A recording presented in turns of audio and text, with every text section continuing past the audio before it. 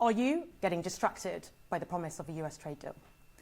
Well, we're confident that we can secure an agreement with the United States. We're not going to rush a deal. We want to get the right deal in our country's national interest. And that is what people can expect from this government, whether it is stepping in to preserve steel making in Scunthorpe, or whether it is the announcements we're making today to stop our high streets being undercut by cheap imports, or whether it is trade deals with countries around the world. This government will always act in the national interest to support jobs, investment and trade in Britain.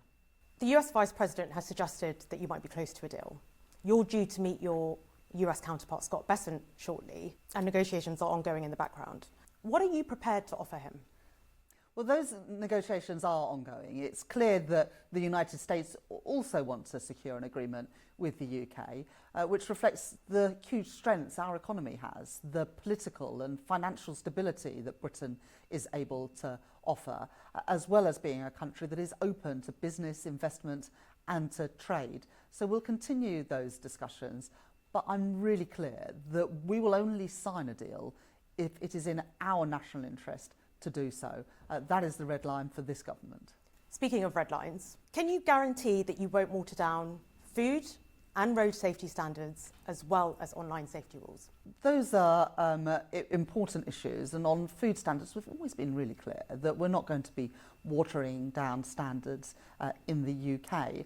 And similarly, we've just passed the Online Safety Act, and the safety particularly of our children is non-negotiable for the British government.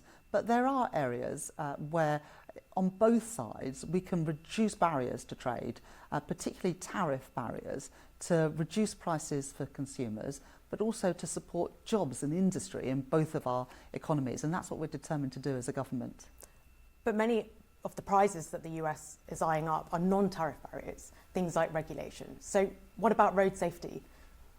We're not going to water down areas of road safety, but there are areas of both tariff and non-tariff barriers to trade where I do believe that both of our countries could do more to support free and open trade. But beyond tariffs, there's also much more we can do as economies that share so much history and so many strengths on, for example, a technological partnership to build on the defence and national security partnership that we have, building on the scientific enterprise of both our great countries and great economies to build deeper, longer-term partnerships. And so, as well as addressing the current issues around tariffs, as a government we want to look to the future and secure those jobs and investment into Britain. The US may want its allies to cut business ties with China. You've said that it would be foolish to do so. So how are you going to respond to pressure from the US to take sides? Well, earlier this year I secured for British businesses increased quotas and export opportunities into China. That was the right thing to do in our national interest. But at the same time, today we're taking action to stop the dumping of cheap imports into the UK, which are undercutting our high street brands and our high street businesses. So in all the decisions we make as a government on trade and on investment, we will always act in the national interest for the UK, and we will make those decisions based on our strengths, our advantages and our opportunities as an economy. We've seen a huge amount of volatility in the financial markets recently. UK government borrowing costs hit their highest level in almost 30 years after Trump's tariffs announcement. And you will have seen the borrowing figures that were out this morning as well. Are you powerless in the face of that volatility, or will you ever be open to adapting your fiscal rules? Well, I'm not going to give a sort of running commentary on what's happening in financial markets, but we do need to reduce the cost of government borrowing. That's why when I became Chancellor, I took immediate action to address the £22 billion black hole in the public finances. It's why for the spending review that we'll be setting out in June, we are doing a zero-based review of every pound, every line of government spending. The first time any government has done that for 17 years in Britain, to ensure we're getting value for money for every pound of taxpayers' money spent. So I'm determined to get a grip, and we are getting a grip of the public finances through that spending review. But the fiscal rules are non-negotiable for a simple reason, that Britain must offer, under this government, offers political, fiscal and financial stability, which is so important in a world of global uncertainty. And just finally, on the subject of market volatility, in light of some of the turmoil that we've seen, do you still think it's a good idea to relax rules on the city? Do you think that some of the post-2008 reforms, in your words, have gone too far?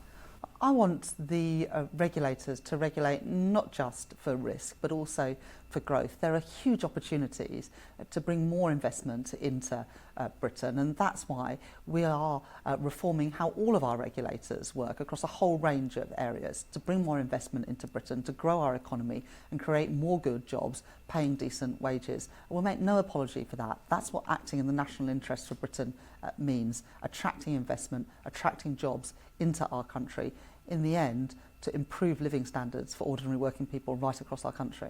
So you still want to relax some of those rules on the city? Well, we are making reforms, and we have set out new remit letters to our financial services regulators, including the PRA and the Financial Conduct Authority. It's why, for example, the FCA have come forward with rules to change the borrowing requirements for new mortgages. It's why the PRA have postponed the implementation of Basel 3.1 for a year, to get that balance right between regulating for growth and regulating for risk in a changing world.